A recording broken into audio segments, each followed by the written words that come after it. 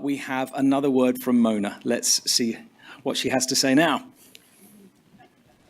What concerns me, and the reason I wrote the book, The Graceful Exit, 10 Things You Need to Know, is because we here in America have wonderful characteristics. We're a can-do society.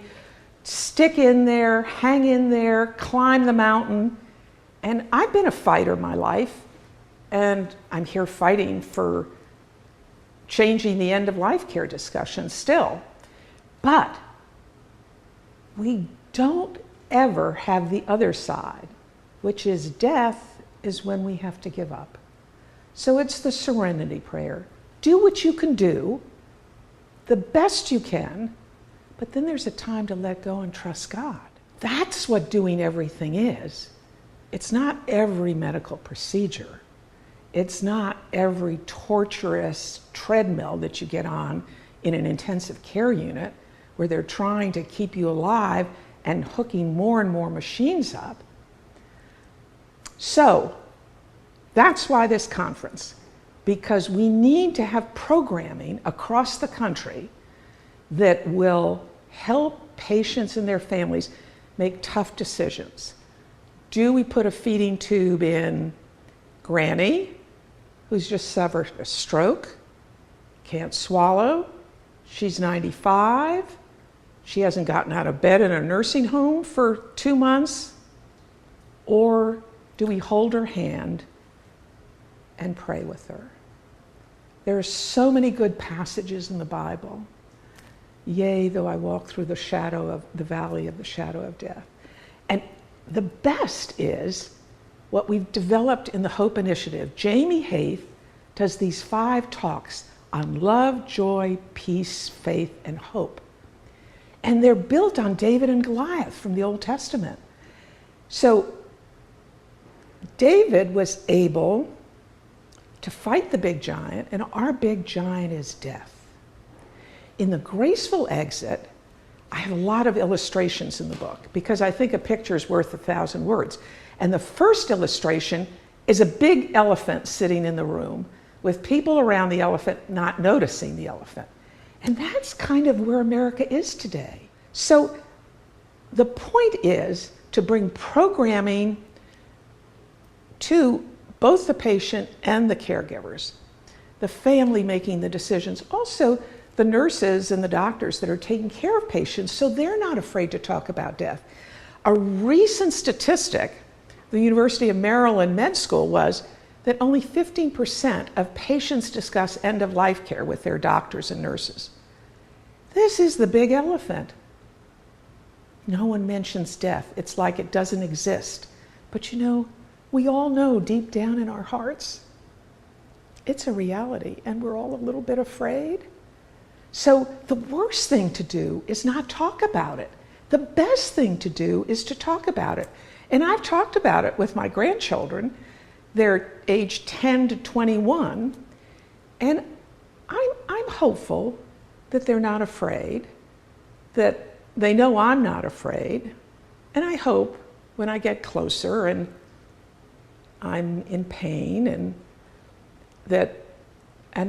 are scared and vulnerable, I'll have people by me reassuring me that the answer is there, peace at last, not to be worried. So we have a big mission in this country because we're going against the tidal wave that money solves all the problems, technology solves all the problems. Now, mind you, I think technology and money are really good things. They allow a lot of helpful things to happen. I'm not willing to live in a log cabin with no electricity. I like technology, but there's a limit. So the question is, do we recognize our limits and then put in place the lifelines we need? And the strongest lifeline is the lifeline to God. Spiritual formation and spiritual lifelines mean the anchors that we all need to hang on to as we're facing the choppy waters we go through. When my husband was disabled for 8 years, there were many times when I thought, how will this end? How can I keep doing this? Where are we going? And it was in the last, so many people reached out and gave me spiritual lifelines. So we need to keep our eyes on the lifelines that give us hope. And we need all of you to help us spread those lifelines, because they're missing. There are some caregiver support groups in some churches that talk about God. But you know what I've found? There are hundreds and thousands of caregiver support groups related to every disease in this country. Parkinson's, Alzheimer's, but there's so many variations, I don't even know the names of all these diseases. They all deal with the here and now. They all deal with the blood and gore. They don't offer the hope that there's peace at last, that it is pretty messy and ugly when you're dealing with a serious illness, but there is peace at last. So that's what spiritual formation means, and that's what we're here to talk about. How can we spread that across the country? To families, to small groups. And I find the humor of this. We can do it through technology, because we can put it up on the internet and someone in a village in Alaska can tune into it. So we're going to use technology to bring back the oldest message in the world, the message this museum talks about. Do not be afraid. You are not alone.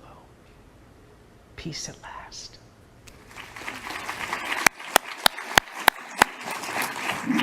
So wonderful. I think it's time for some coffee. Do you think that's a good idea? At your tables, you have the white card. Can you hold up that white card? The idea now is for the next 15 or so minutes, we grab some coffee. But at our tables, we discuss these two questions.